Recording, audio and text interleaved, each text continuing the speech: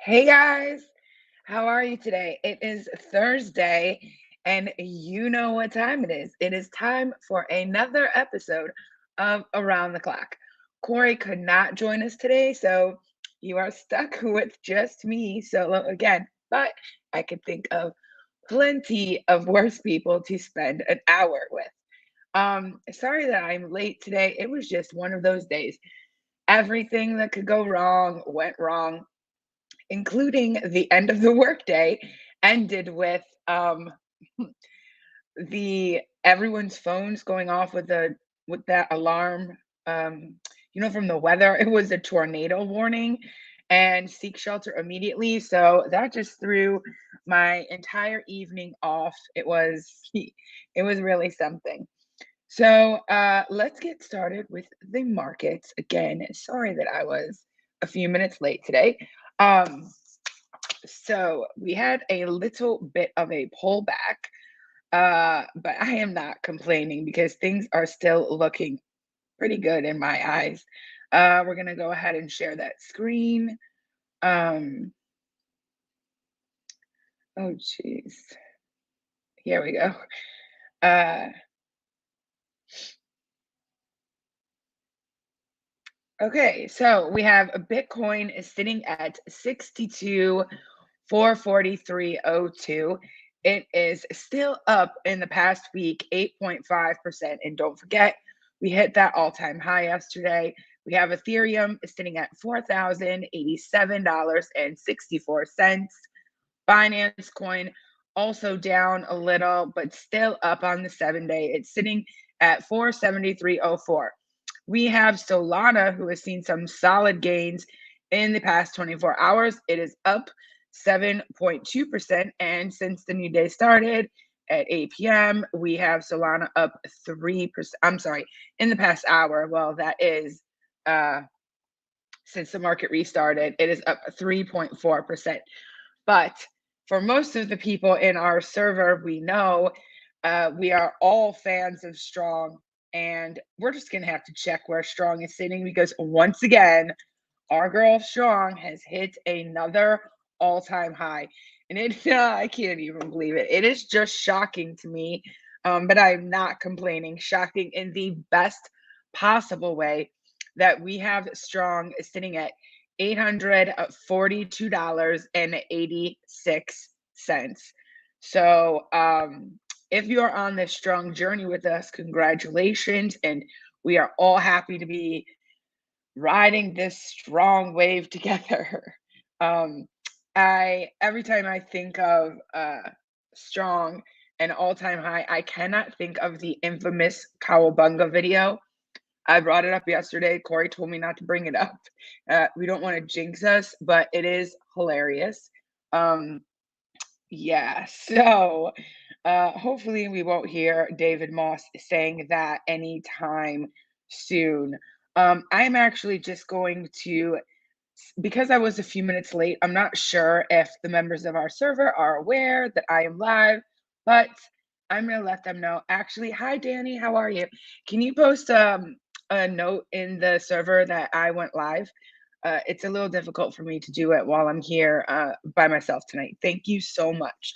Um, Now, maybe some of you missed it this morning, but on Binance, there was another good old Binance US. There was a flash crash this morning. And if you had very, very low bids, and you may have gotten lucky. And when I say low bids on Bitcoin, I'm talking Bitcoin flash crashed 85% all the way down to like $8,000. It was, yeah, I couldn't believe it when I saw it. So we are going to check out an article from one of the sites that I enjoy a lot, and that is Decrypt, and it is telling us what happened. Binance is saying that it was caused by an algorithm bug.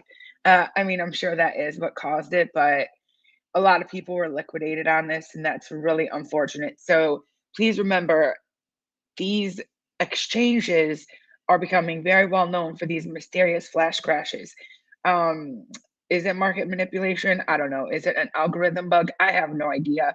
But that is why, in my eyes, especially when you have the markets pumping, a spot is king. I've said it before. I don't do TA. I'm not a trader. I'm an investor, and I pretty much just hold. So today it was just another reason to reaffirm that in my mind. Allison, you are not a trader. Just stick to your strategy. It's been working okay so far. So today, yeah, Bitcoin on the exchange went from 60,000 to just $8,200. Imagine having these low bids in, and you go on a break at work or something if you're really busy, and then you see that your bid was filled. Like, I just can't even. What a great day that was. After reaching an all-time high this week, the price of Bitcoin is down 5.5% in the last 24 hours. But traders on Binance US watched this morning as the price of the asset plunged quite a bit further, 87%. The American affiliate of the leading international exchange now says the flash crash was caused by an error in a trading algorithm. Though Bitcoin is trading for over 60,000 on every major exchange, it reached the 8,200 mark on Binance US before quickly heading back to the right place. One of our institutional traders indicated to us that they had a bug in their trading algorithm, which appears to have caused the sell off, Binance said in a statement shared with Bloomberg today. And they also stated that they are looking into the event, but understand from the trader that, they have now fixed their bug and the issue appears to have been resolved. That does not help all the people that were liquidated in this event. So, like, that's great that the issue is fixed, but I do feel bad for people that ended up getting liquidated. That really sucks. So I'm just going to keep sticking to my personal strategy. As I just mentioned, that spot is king. So hi, Sean Webster. Hi, Janelle. Thanks again, Danny, for that. I really appreciate it. And hi, Big Dallas. Thanks for tuning in today, guys. I think maybe at Dallas, you said you're listening on your phone, but if you get a chance, if you could reply, I would love to have you on with Corey and I. Um, because I have noticed you in all of my NFT Alpha Discords. You now have found the same ones. You are in almost every one that I'm in. There's one I know you're not in because it's a gated community. I wish I could get you in there, but you'd have to buy the token for it, and it seems to be getting expensive. But I really enjoy seeing you around, and I think that you really know your stuff, and it will be a great conversation. So let me know if you're interested in it, and maybe we could start a new thing where we could have maybe once a week or something. We could have like an interview with a member of the week, and you could just come on the stream if you're interested, of course. No one has to do this, but it could just be something fun, something different. So we talked the other day about Nexo and Celsius receiving letters from the New York Attorney General. Now, Celsius has responded to this. Um, and I also pulled this article from the Daily Hodl today, and they responded that New York Celsius Network is fighting against the perception that regulators have cracked down on its operations. The crypto lending company issued a statement this week saying, saying Celsius is here to stay and working closely with regulators. Celsius also clarifies that it did not receive a cease and desist order, which we did report that earlier in the week. The article goes on to state, I'm so sorry. I need to take a drink. Sorry, everyone. The Attorney General, Letitia James, directed two crypto companies to shut down and requested that three more answer questions immediately. None of the five crypto companies in question have been officially named. The London-based Celsius Network does acknowledge that the company received a request for information from New York authorities. Celsius has received several inquiries from regulators that would like to better understand what we do, how we do it, and how we comply with regulatory requirements. We are having a very open and productive dialogue with regulators around the world. And honestly, at this point, this is just the best strategy for them to be as open as possible. And it would be a really sad thing for investors if these different protocols and networks were shut down in states. And I have a feeling we're going to end up with like a patchwork of things that are allowed in one state but not allowed in another. And that's just going to be a mess for investors. Like, how is this actually protecting investors? It's confusing them. No one knows what they can go on, what they can't go on. Um, and I think we may even see like the country as a whole geofenced from accessing certain things. We already know that we're locked out of certain airdrops. 1 inch supposedly is supposed to be kicking off Americans. Once we have some clarity, hopefully these things will change. But for now, it's honestly, it's a little confusing. And I put out a tweet earlier today that I was feeling a little overwhelmed. I don't know if anyone can relate to this, but like, we have the markets pumping. I'm also invested in NFTs. I have a full-time job. I'm a mod in the server. I do the stream. It's like I need an assistant or an intern or something because I am falling way behind. And it's just one of those days, you're just feeling overwhelmed with everything. Like, how can I possibly keep track of this stuff? Um, Now add to it that, oh, well, in my state, can I use Celsius? Can I use Nexo? Can I use um Aave? There needs to be one place that you could search by state, whatever state you live in, and says you can use these sites, you can't use these sites. Um, I'm not saying that and specifically decentralized, that a decentralized VPN would solve these issues, but maybe it would solve these issues. So maybe look into that. And moving right along, we have some more news for the markets. We all know the grayscale GBTC. Well, now they have officially filed to convert from the GBTC to a nearly 40 billion Bitcoin trust into an actual ETF. Excuse me. I would really personally like to see this. I think that it is retail friendly. It will be retail friendly. And it will probably solve the big premium issue that they have going on right now. So we got this article from the Daily Hodl. Crypto giant Grayscale officially files to convert the nearly 40 billion Bitcoin trust into an ETF. Digital currency asset manager Grayscale Investments is announcing plans to convert its Bitcoin trust into an exchange traded ETF. Grayscale says it wants to transform the 2013 launched GBTC into a Bitcoin ETF. The value of GBTC's assets under management is close to 40 billion, according to Grayscale. The application coincides with the public listing of the first US Bitcoin ETF, the ProShares Bitcoin Strategy ETF, BITO. The ProShares ETF is a futures ETF, and that is tracking contracts that speculate on Bitcoin's future price as opposed to the current or spot price of the flagship crypto asset. Grayscale is applying for a Bitcoin spot ETF, which would track the crypto's asset current price. This is what, uh, if you were a consumer and you wanted to invest in something and you thought traditionally ETFs are safe, you like to put your money in ETFs, and you had been really wanting to get into Bitcoin, you're not going to want to mess with the futures option. Sure, there's going to be some people that are, but I think that this is going to attract a lot of investment. Um, and at Grayscale, they believe that if regulators are comfortable with ETFs that hold futures of a given asset, they should be comfortable with the ETFs that offer exposure to the spot price of that same asset. GBTC proves that there's strong investor demand for physically backed Bitcoin investment vehicles. Grayscale initially applied to convert into an ETF in 2016 before withdrawing the application months later over concerns that the regulatory environment was not ready for such a product.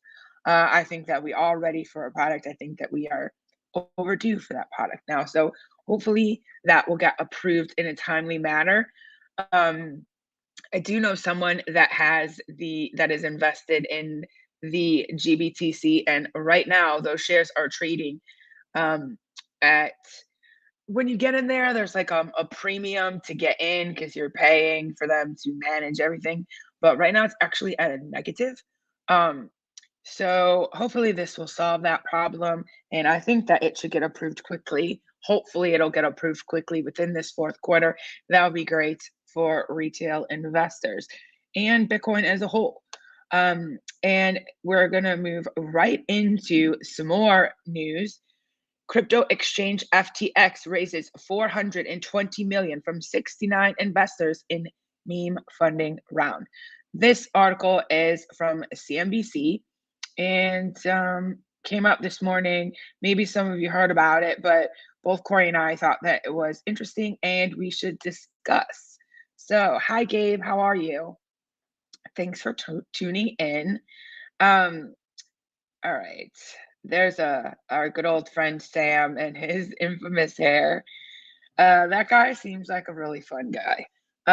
I do have some more FTX news when it comes to NFTs towards the end of the show. We have a lot of news today, so I'm kind of trying to get through it quickly. A lot of things happened today. Cryptocurrency exchange FTX says that it raised 420 million in a new round of funding, valuing the company at a whopping 25 billion. The Bahamas-based firm said Thursday it raised the fresh cash from a total of 69 investors, including the Ontario Teachers Pension Plan Board, Singapore's Temasek, and BlackRock and Sequoia. Specifically, the company said it attracted a total of 426 billion 690 420 million 690,000 in its latest round, with the 420 and 69 being a nod to meme culture. The investment is a top up to FTX's Series B financing round in July, in which it raised 900 million at an 18 billion valuation. FTX is one of the world's largest digital currency exchanges, competing with the likes of Coinbase, Binance, and Kraken. It specializes in derivatives and trading on leverage, the use of borrowed funds to amplify trades.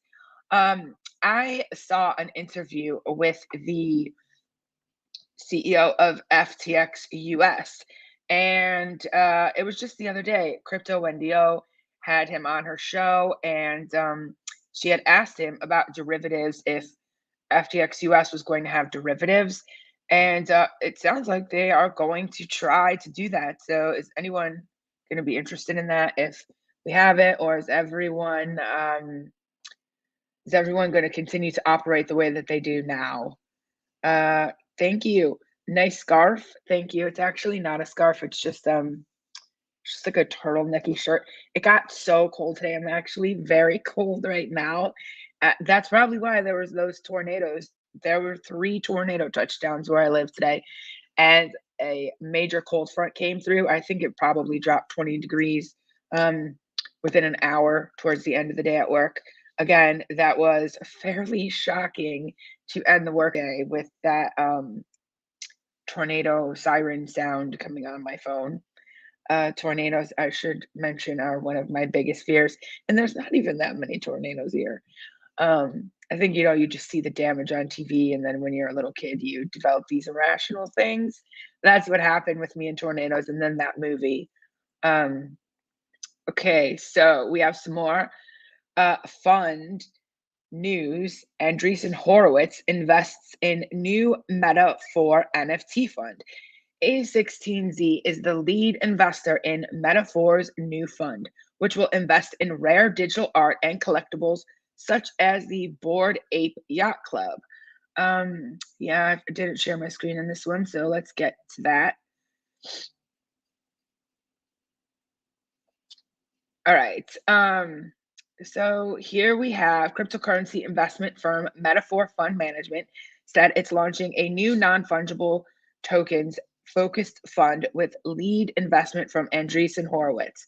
The Meta4 NFT fund is managed by Meta4's founding partners, Brandon Buchanan and Nabal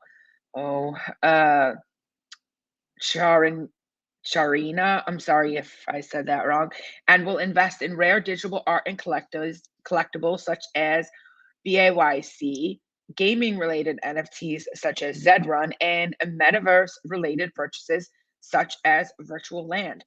A16Z has been actively investing in the space, and in March, it was the lead investor in a 23 million fundraising round for popular NFT marketplace OpenSea.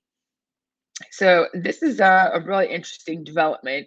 I think that we are going to see more VCs getting into NFTs. We have more. Um, we have another celebrity that is collaborating with another NFT marketplace. He has joined the board today. Um, and then we have some of these big media companies battling out. We have Facebook and Tencent battling it out. And then we have Anomika Brands trying to fight the good fight and beat everyone to it. Things are getting wild out here, guys. But I'm loving every second of it, even if I do feel overwhelmed on days like today. Uh, and when we're starting to look at more adoption, I came across this news, and this is really interesting. And I also think it's a real positive for the everyday average American. Um, Today, it was announced that a pension fund for Texas firefighters reportedly allocated $25 million to Bitcoin and Ether. The fund is responsible for benefits of more than 6,600 active and retired firefighters, as well as surviving family members.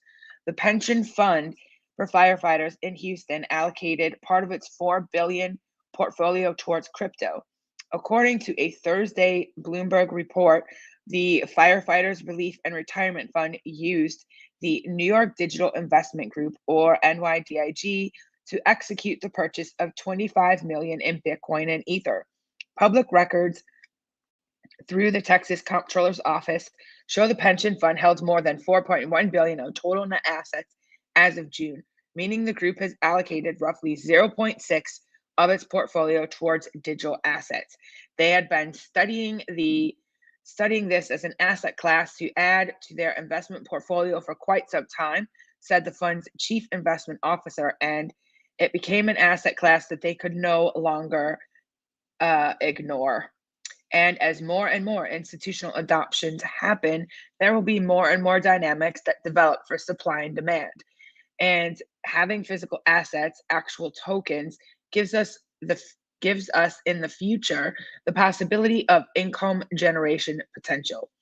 And as I mentioned, this fund is responsible for managing 6,600 active and retired firefighters, as well as surviving family members' benefits. So this is really interesting. Um, they also invest in common and private equity, domestic stocks, international stocks, bonds, cash, and real estate, which is what you would typically find in these portfolios. Now, if your company gave you the option, um, I know at my place of work, we are given some information, and there's like 25 things that we can pick from that we want to invest in. Then you go and do your research, and then you let the company know, like, okay, I want to go in A, B, C, and we have someone that helps us plan that out. But if my company presented this as an option to me, I definitely would sign up for it. Um, would any of you be interested in the same thing? I mean, you're all here watching this show, so I'm thinking that you're probably going to say yes. I would also like to find out more information about um, an IRA, investing in crypto within an IRA. I think that that is actually an option now, and more options are becoming available all the time. I think it was pretty limited for a while, and it's only recently that this has opened up and more options have become available. Um, just checking out the live chat. Something is dropping. Gas is in the 600s. Oh, wow. Hi, Corey. How are you? Hey, Channing. Hi, Ron Wilson. I'm so glad that everyone could tune in. So we're gonna get back to some more articles. And while I was on the topic of adoption, I did want to mention that I saw on CoinDesk this afternoon that the wait list for the Robinhood crypto wallet now has more than 1 million customers waiting. Uh, Robinhood, are you ever coming out with these wallets? Um, yeah, I can read a few details about this. It's no real information, just that now this is the wait list is 1 million customers long, according to CEO Vlad Tenev, and he told CNBC's Disruptor 50 Media on Thursday. Robinhood announced last month that it's planning to roll out the wallet in early 2022, and we all know that that will allow customers to send, trade, and receive cryptos as well as transfer them to hardware wallets. So I think this is going to be a big move if Robinhood actually comes out with this. I have theories on what Robinhood's doing. I've mentioned them before. That CEO is connected with a lot of people, and I don't know. I see people on, when something's trending like Doge, and you go on Twitter, I see a lot of people sharing screenshots, and I can tell because I used to use Robinhood all the time. So I know that these screenshots are coming from Robinhood, and I just want to like shake them and say, no, no, like get your crypto off of there, swap it out, trade it in, do whatever you have to do, and then rebuy it yourself. Now, if these wallets come out, they're actually going to have that option. I think that's great. But I do think, and this is the real important part here, um, Robinhood is very beginner friendly. And I really hope that they advocate for learning how to manage your own crypto. Once you get full control over it, what do you do with it? How do you send it to a hardware wallet? So I hope that they spend some time trying to educate their customer base on how to manage the crypto for themselves versus Robinhood's just holding everything for you. I think that's going to be a really important key to people not screwing it up, not losing it.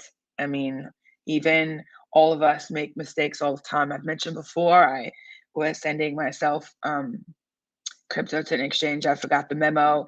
Basically, I just lit $500 on fire, gone, never to be seen again. Um, that could be devastating to someone with a very small portfolio. I mean, it was devastating to me at the time, but we live and learn, right? So, um, this is the main story that I wanted to talk about today, and I really hope that I get some interaction from the live chat. Um, I stumbled across some very interesting information on Twitter today. Um, it is a coin called WorldCoin. Has anyone heard of WorldCoin, or did you see this information today, or catch this feature in CoinDesk? We are going to go through this, and then I want to have a serious conversation about it.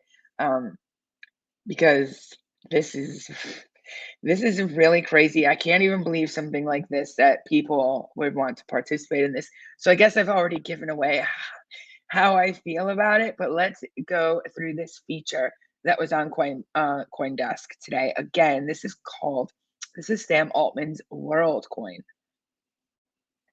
WorldCoin, now valued at $1 billion, has grand plans to get you to gaze into the orb. This is just so sketch on so many levels. A16Z and Coinbase Ventures are betting big. Billions of people will line up to gaze into the orb in exchange for crypto. Over 130,000 people already have. Um, all right, so you can see here, this is what the orb looks like. And it looks like this for a reason. It is an orb, it is shiny for a reason. Would you let a chrome volleyball sized sphere scan your retinas in exchange for crypto? Depending on whom you ask, WorldCoin's plan might sound futuristic and cool, a little silly, or like a dystopian nightmare ripped from science fiction. That's exactly what it sounds like to me. When the news of the project leaked to Bloomberg in June, the media response was critical. Silicon Valley, however, is excited about the project. WorldCoin announced Thursday it raised $25 million from investors, including Andreessen Horowitz, Coinbase Ventures, Digital Currency Group, and angel investors, including crypto billionaire Sam Bankman-Fried, so disappointing, and Reid Hoffman, the co-founder of LinkedIn. The company is currently valued at $1 billion. According to some of the company's prediction models, WorldCoin thinks over 1 billion people will have scanned into the orb by 2023. And the way that this is going to work is WorldCoin, which is based in Berlin, Germany, has 70 employees and 30 orbs. This is what's worrying to me. The orbs are handled by independent entrepreneurs called orb operators who take the devices into the world. I have so many problems with this. Into remote villages and metro stations and university campuses and convince people to sign up for free WorldCoin with an eye scan, which the orb uses to create I can't even believe that. I can't even believe it. A unique identifier called iris hash that ensures the person is a human who has not collected WorldCoin before. Though privacy experts have expressed concern over this plan, Alex Blania, one of the co founders of WorldCoin, believes that the orb's design is privacy preserving.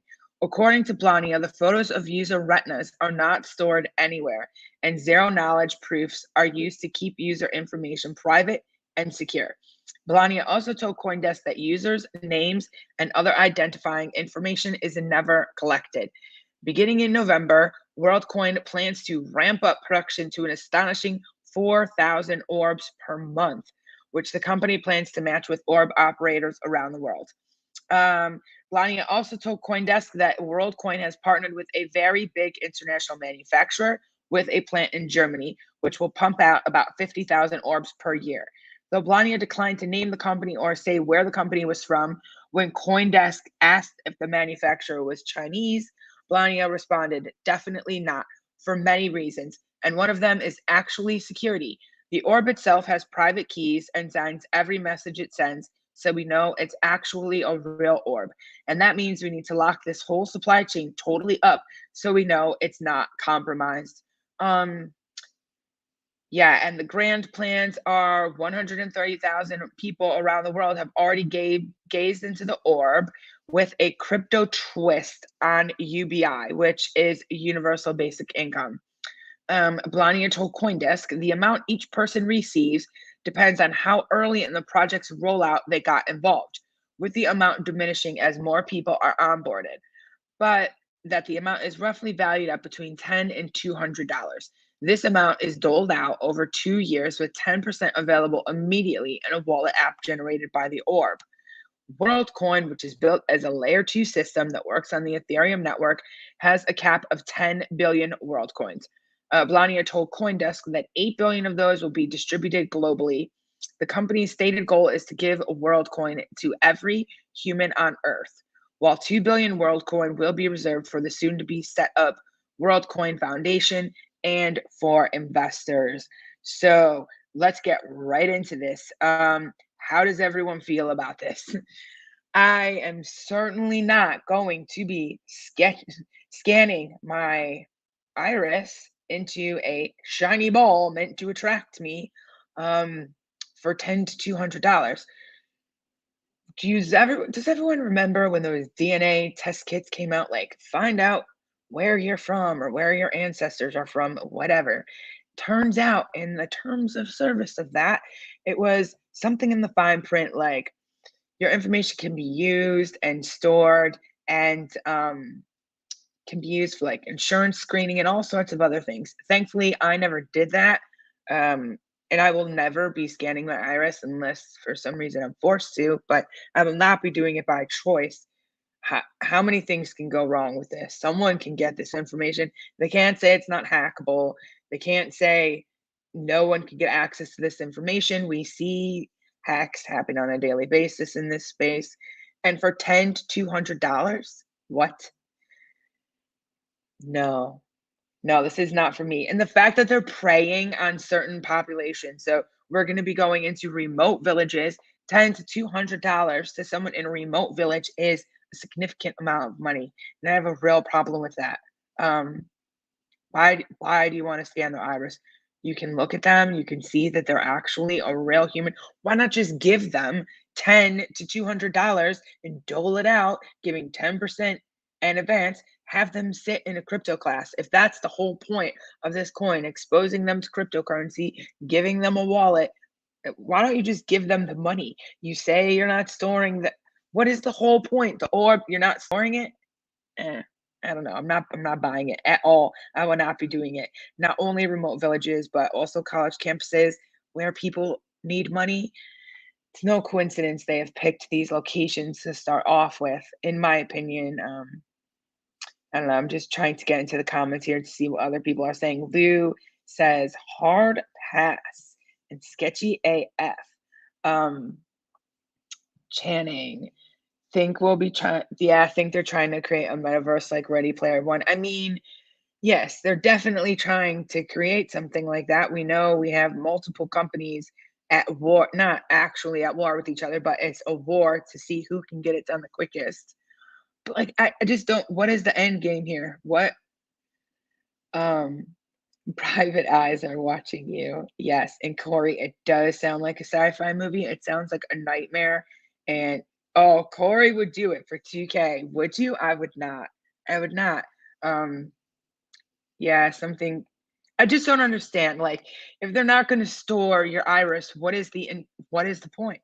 What's the point? Is it's just like there's some other things that happen in crypto, and I tend to say, like, oh, this is like a grand social experiment. I'm going to give a perfect example. Twitter gave it was in June or July. Twitter gave out 140 NFTs. They don't really have any utility. Um, Obviously, some of those have sold for a lot of money, but what is the point of that? I personally think that it's some sort of social experiment, a behavioral experiment to see what will people do when you just drop something like this in their lap. Will they hang on to it? Will they sell it instantly? Then after they sell it, what do they do after that? It's just behavior, behavior monitoring. Um, they say, I think that the social dilemma, that movie has told us best, if and this is actually pertaining to the world coin, if the product or service is free, then you are the product.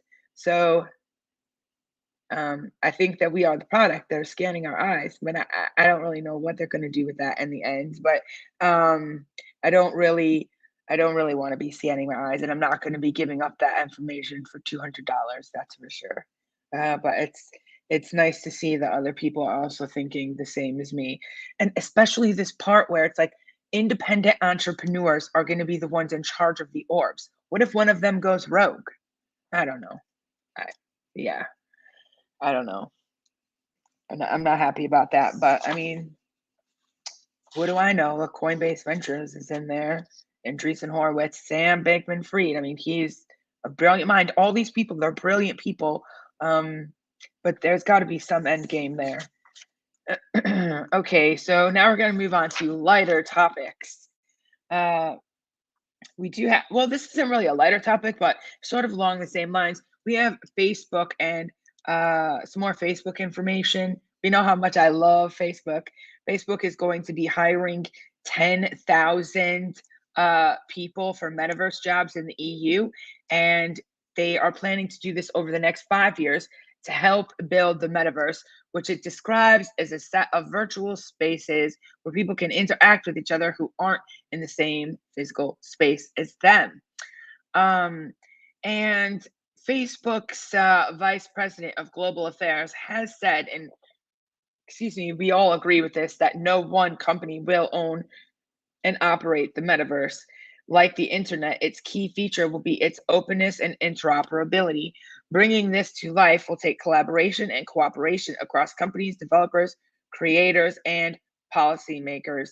Um, yeah, I really hope someone beats Facebook to this and they do it better. We know that Facebook is going to be completely rebranding and even renaming itself. So I don't know how they're going to do that. I think that their reputation is pretty damaged at this point. But we have another company that is racing against Facebook to complete the same end game, and that is Tencent. Um, but the heroes over at Anamika Brands, uh, they say that Facebook and Tencent are a threat to the open metaverse. We have briefly reported on this previously, Corey has. The Animika Brands has invested aggressively and is in a hurry to build a metaverse free of centralized control, which is really what it's all about. They have completed a new funding round and they've invested in more than 100 companies to date. Their focus is also on right now on building an open metaverse. Um, and they say that Facebook and Tencent are threats to that, which I think a lot of people feel the same way, whether you're in crypto or not, whether you're excited about the metaverse or not, whether you're watching a business, a business network like CNBC or Bloomberg, or just chatting to your friends, probably the consensus would be very similar. So, Anamika Brands has cast a wide net with its investments into the crypto industry, investing more than 100 startups, including OpenSea and Axie Infinity. For Anamika, it's about contributing to the development of the emerging online metaverse. We often hear the term in the crypto industry, but the metaverse refers to shared online space. It's potentially enormous opportunity for it. It is a potentially enormous opportunity for creators of all kinds, given that it's no surprise to see tech giants like Facebook and Tencent pouring tons of resources and funds as they angle for more power and prominence in the next evolution of the internet as the way we know it. And Animika Brands does not want that kind of future for the metaverse. Um, the founder and executive chairman Yatsu described these tech firms as threats to an open metaverse. Um, Hong Kong's biggest the Hong Kong based firm's biggest criteria for investment is that the companies are building open and composable elements, whether it's assets, tools, or platforms that can fit into the company's vision for a decentralized metaverse ahead. In other words, no walled gardens or closed off ecosystems like those from Apple and Google. So, I mean, the reach of companies like Apple, Google, Facebook, um, is massive. The whole world, everyone knows about them. So, is someone going to be able to beat them to this? And then for people that aren't in crypto or that aren't into gaming, will they trust whoever gets there first to use that service? Or will they just, keep living their status quo life? Facebook's okay, I'll use it. All my friends are on it. We know that the Trump um, Trump Media Company, they are launching their own social network, ironically called Truth. Um, and it's not just a social network, it's also a media company. So now we have another group coming in there with big money, uh, getting ready to compete in this space. I don't know. I'm really excited about the metaverse, but someone like Facebook gets there first. There's always that first mover advantage. And keep thinking, like, I don't want these other companies that are vying for this open metaverse to rush so much that they end up making mistakes.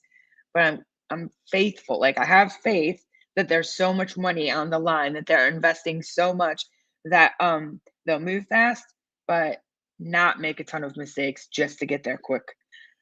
We'll see. I don't know. I mean, how far are we from you look across the room and there's your best friend sitting there, like that type of experience, I think at least 10 years, but who knows? It could be here in 5, it could be here in 3. It's there's so many companies working together, so much money funding these things that I maybe we're closer than we even realize. Um, I'm going to move on to a little bit of NFT news. Everyone knows that I love NFTs, and one of the first NFT purchases, well, actually, it wasn't one of my first purchases. It was one of my first mints. Um, was a collection called Long Necky Ladies, and that is by a 12-year-old um, that we've talked about before. She not only has long necky ladies, she also has long necky fellas. She has one of ones. Um, she's got a few things out, and she has a lot of collaborations. Today, it was announced. Time Pieces had tweeted out that Nyla Nyla Hayes is Time's first artist in residence. This is a really big deal, and she's also 12. Like, I was so pumped when I saw this information. I was really excited to be able to share it tonight.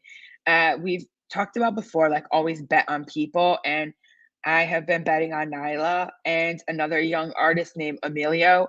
Um, I don't know, maybe since July or so, June or July. And now we are really seeing what Nyla is capable of. I mean, for 12 years old, this is an incredible achievement to be announced the first artist in residence. Nyla Hayes is the 12-year-old creator of the Long Necky collection, which features diverse women with elongated necks inspired by her favorite dinosaur, the Brontosaurus. She was featured in the latest issue of Time for Kids, whose cover story explored NFTs in an age appropriate way, and also recently a Time article on teen artists within the NFT space. So, the artist in residence and what is it? It was created to provide artists with the essentials needed to advance their careers through NFTs. Timepieces will select an artist in residence quarterly to develop an intimate, focused collection of art in addition to the larger initiatives featured in the Build a Better Future Genesis collection. These artist in residence collections will continue to allow Time to bring art onto the blockchain that marries the artist's signature style with the renowned Timed franchise. This extends Time's nearly 100-year tradition of highlighting great artists and photographers of a given era while leading the brand into new innovative spaces. And in this case, it's NFTs and Web3. Nyla's collection will drop on November 17th for holders of timepieces and time cats. So I'm extremely envious of this. I do not have time cats. I do not have timepieces. So this is going to be pretty exciting collection for those that do hold those pieces because sure there's going to be other drops, but we always know like the first at something is what tends to hold a lot of value. And Nyla is definitely going places. I really believe that. Not only is she has her own collection, but she has curated an entire space that its whole aim is to mentor young artists and encourage them to continue their passion for art. And there's classes and there's other well-known artists within the server that are working with Nyla to help mentor the other young artists there. And if you have a child that's a teenager or possibly even younger, the server is a great family friendly place. Like Nyla's mom is there, there's moderators, there's an entirely separate channel just for the young artists to talk about, get ideas from, for their parents to network. Yeah, it's a great place. And I do recommend if you have a child that's passionate about art and maybe interested in NFTs to check it out. It is called Kids on the Blockchain. That is the name of that server. Yeah, and you can chat with Nyla and her mom. They're also very responsive on Facebook, which is something that I think is so awesome with NFTs. Artists oftentimes are these veiled entities. You know, you hear of a famous artist, but you never really see them. You can't communicate them. But NFTs, this space really changes that. I guess the internet changes that. You can chat with them on Twitter. You've always been able to, but now it's taking things to the next level. And as you all know, I've told you 100 times how cool I think that that is. And today there was other major news within the NFT space, and that was about Parallel, who I've said here before, I think has had to date in this run the absolute best, um, highly anticipated drop, and it there were no problems with it. They planned for everything that they thought was going to happen. They planned for gas wars. They planned for bots. They worked around that. They had a reservation system. They're going to be having another drop by this month. This month, by the way, it's at the end of the month. Well, today they had announced that they have received 500 million dollar uh, valuation from Paradigm. NFT sci-fi card game Parallel raises at 500 million valuation from Paradigm. And another interesting piece, I'm going to share this article with you, but if you use Twitter a lot, there is an account named Fitch Inverse. he's always sharing great information. I would consider him a parallel influencer up until today because he announced that he is now head of strategy for Parallel. So that's just something that's so great about Twitter and networking and NFTs and this space in general. If you are passionate about a project or about the space and you just share that passion with other people, participate in Twitter spaces. Fitch was already successful before this whole parallel thing and before he came excited about it. But it just goes to show that if you show on Twitter how passionate about it you are, you participate in the Discord server, you could be asked to be a community manager, a mod. You'd have to have experience to be head of strategy, but really anything is possible here. Someone might ask you to collab on creating a new collection. You just never know. And I really hope something like that happens to me one day because it would be the highlight of my life at this point. It is no secret that NFTs have been a hot space for crypto speculators in the Ethereum ecosystem to diversify their holdings. And while some see a golden opportunity to show bad art to suckers, others believe that NFT based gaming is destined for the mainstream and that products that nail the mechanics early on will earn the spoils. Parallel, the sci fi card game based on the Ethereum blockchain, has had a more meteoric rise than most crypto projects and investors have noticed. The platform told TechCrunch they've raised 50 million at a $500 million valuation from crypto VC firm Paradigm. Previous investors include YouTube co-founder Chad Hurley, Focus Labs, OSS Capital, and Young Capital, amongst others. The art in Parallel is unparalleled. There's nothing like it. Everything about it is cool. Even the card drops, the pack drops, they're digital. A card pops out, and when each card like pops out of the pack, it makes a noise. Like it's just next level. I don't. There's no one on this level right now. I have told you about another NFT card game project that is going to be dropping on Solana called Joylina's Cantina. That is also very cool, and the art is amazing, but it's not parallel level. So I do suggest that you follow Parallel on Twitter, participate in this drop that they're going to be having on October. I think it's the 30th. It's either the 29th or 30th. The way it will work is there will be a reservation system. Once things open up, you put your reservation in. There's a limit. There's 4 levels of cards that you can get, excuse me, and you can reserve a set amount of each level. And then you make your reservation. Then in 24 hours, they'll contact you, and you have 24 to 48, depending on how they do it this way, 24 to 48 hours to pay for that reservation. And then your cards will be delivered to you. They'll be delivered to your Ethereum address without a gas war. There's no gas war here, and there's no project. Maybe the that Akira drop from Artifact Studios. There's nothing else more anticipated, I think, for the rest of the year besides that and this parallel drop. So definitely try to get in on that one if you have the chance. Again, it's at the end of the month. And I just wanted to share, I don't know how many people are going to be going, if you are at all, to NFT NYC. I'd been talking about, I really wish there was someone that was creating like a master list of events. I did find out that POAP is putting something together, but also if you just, and I don't know why I didn't think of this sooner, probably because I've been overwhelmed lately, but if you go on to the NFT NYC website, you will see that they have a master list of events that will be happening. They have the schedule for the conference itself, and then they have satellite events, things that are happening outside of the main space, and you can search it by date.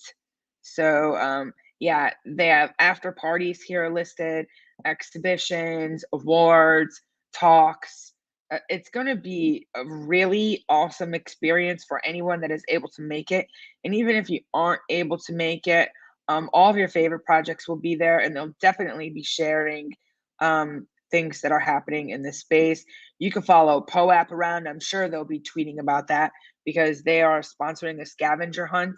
and the end result of that is someone winning a art block squiggle. So that's really cool, and um, anyone can pick up these POAPs and join the scavenger hunt. You could just be like a regular tourist. If you know about it, you could participate. There's like no fee or anything. A lot of these events are free. Some of them cost to get into. But if you're looking for a list of events, you can find it right on the nft.nyc/events page. And lastly, we did have that Decentraland um, Decentraland Music Festival that was happening, and they were live streaming it. They've been streaming it for 10 hours now. Um, Unfortunately, I've just started playing this, so it's playing music, but I just wanted to show it to you. I don't have my Decentraland set up. I feel that it's I can never really decide on what I want to look like, and there I start and then stop. But while you can explore, I was watching on TCL Bloggers stream earlier today. While you can explore the space where the festival is happening, if you just wanted to check out the music, um, yeah, there's Kraken is they are showing some tweets of this space. I want to show you that actually. I just stumbled across this tweet. I was going to show you the Decentraland Twitter page, and I did want to share one hilarious thing while I'm pulling this up. Did anyone see that Twitter was trending on Twitter was 2BTC? Did anyone see that? I noticed these tweets last night, but it wasn't until today that the 2BC was trending. Oh man, that was a really funny story. So here is this must be like their stage. Oh, no one's performing right now.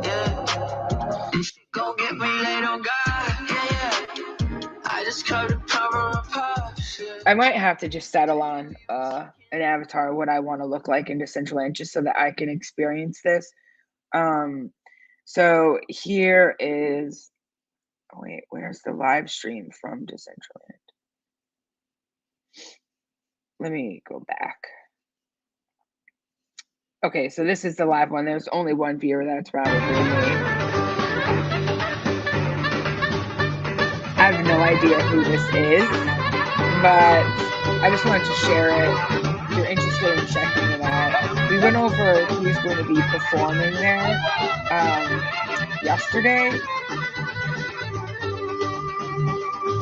Yeah, sorry about that. I had to turn that music off. We went over who's going to be performing there yesterday, but it looks like there might be some surprise artists in there. And since I'm on this page, I will share with you what I was talking about, the 2BTC situation. So I saw this tweet originally. Sent a girl to BTC to start her trading journey, and she had the audacity to call me just one of her followers. I am down horrendous. And then I was like, what? This cannot be real. Like, this cannot actually be real. Turns out it is real. And this is the person that got the 2 Bitcoin, Ariana. Okay, so one of my followers just sent me 2 Bitcoin to help me start my trading journey, and I might cry. Someone please pinch me. This went viral over crypto Twitter. A bunch of copy pasta type things were happening, and people mocking both of them, but like, and people saying like, what a simp thing to do. Like, what?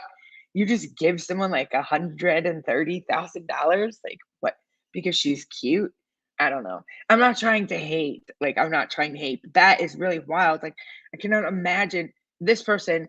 The only way I could probably justify that in my own mind is if I was one of the people that got into Bitcoin when it was like free in a faucet or a dollar, or even $100, and I had a lot of them. Okay, maybe I'll give you 2 Bitcoin, but that girl just had a really great end of her year yesterday getting this 2 Bitcoin. So I don't know what she's gonna do with it. She is. I was checking out her feed earlier. She's heavily into NFTs. So who knows what she's gonna do? But and the last thing, I know I keep saying the last thing, but when I was in here, Corey and I were talking yesterday about what happened to the NFT project where the mod went rogue and then took over the Discord, like locked the server down, sent out like this, we're minting these. It was one of those toads projects, and I just creature toads. Um, and there was a Twitter Spaces going over the whole thing. And wouldn't it have been great if that Twitter Spaces was recorded? Or like if I'm live streaming and I know that there's a Twitter Spaces happening, but I can't listen to it and be streaming. I miss a lot of Twitter Spaces. Now, today, Twitter announced that they're actually going to be having recorded spaces. So I think this is awesome, especially if, like Cryptonairz, if you are running a Discord server and you have, um, you're doing some type of, let's say, like a security episode or seminar, and you wanted to share that with people that weren't in your server as well, you could start on stage in Discord, but also have someone running the Twitter Spaces, and then it's recorded and people can listen to it at a later date. I just think it has a lot of potential. And we've seen like the Oh Shiny show and Rug Radio.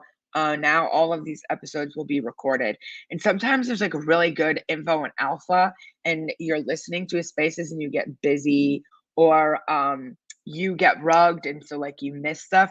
Now you can always go back and check out what you missed. I think that that's going to be great, and I am pumped about that. The last thing, the real last thing is, this is the CEO of FTX US.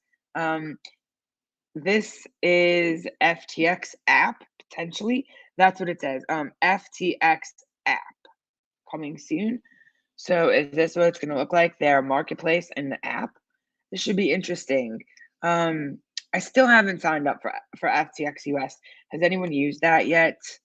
I should probably sign up this weekend since I have been cut off of my main on ramp.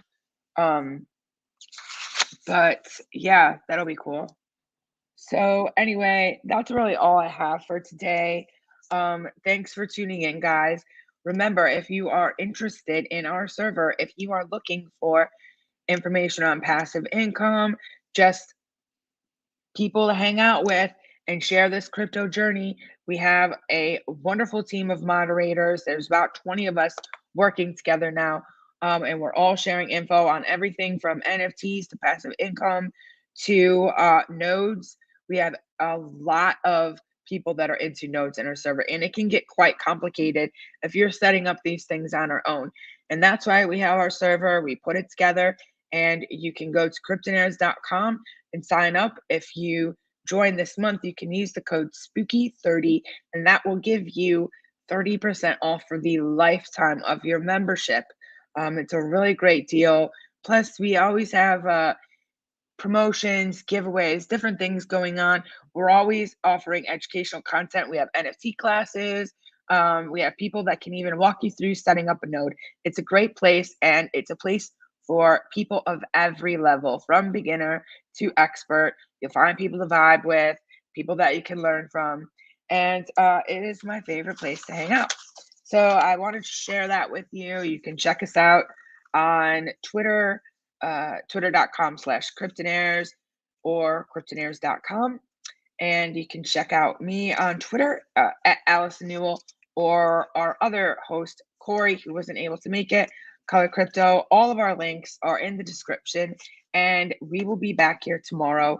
We will have an interview on Monday and an interview on Tuesday. So make sure you tune in next week because it's going to be a great week. Thanks, guys. Bye, and have a great night.